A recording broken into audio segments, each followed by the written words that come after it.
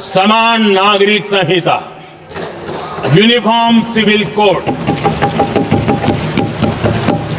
ये विषय भी संविधान सभा के ध्यान बाहर नहीं था।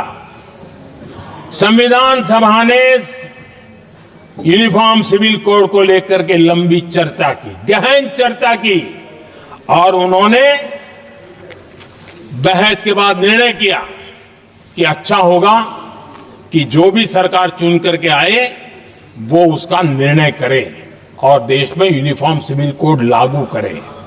ये संविधान सभा का आदेश था। और बाबा साहब आंबेडकर ने कहा था, जो लोग संविधान को समझते नहीं है, देश को समझते नहीं है, सत्ता भूख सेवा को पढ़ा नहीं है, उनको पता नहीं है बाबा साहब ने क्या कहा था।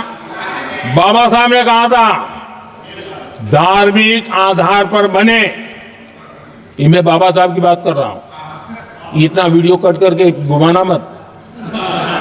आदरणीय सभापति जी, बाबा साहब ने कहा था, धार्मिक आधार पर बने पर्सनल लॉ को खत्म करने की बाबा साहब ने जोरदार वकालत की थी। उस समय के सदस्य के.एम.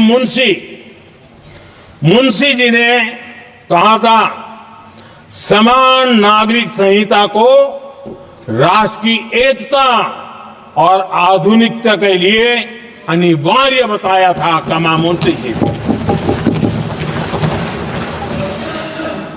सुप्रीम कोर्ट ने भी कई बार कहा है कि देश में यूनिफॉर्म सिविल कोड जल्द से जल्द लाना चाहिए। सरकारों को आदेश दिए हैं सुप्रीम कोर्ट ने,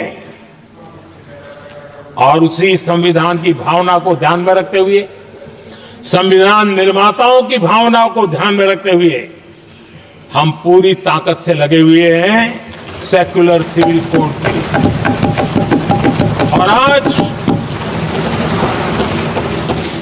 कांग्रेस के लोग संविधान निर्माताओं की भावना का भी, सुप्रीम कोर्ट की भावना का भी अनादर कर रहे हैं, क्योंकि उनकी राजनीति को सूट नहीं करता है। उनके लिए संविधान वो पवित्र ग्रंथ नहीं है, उनके लिए एक हथियार है राजनीति का।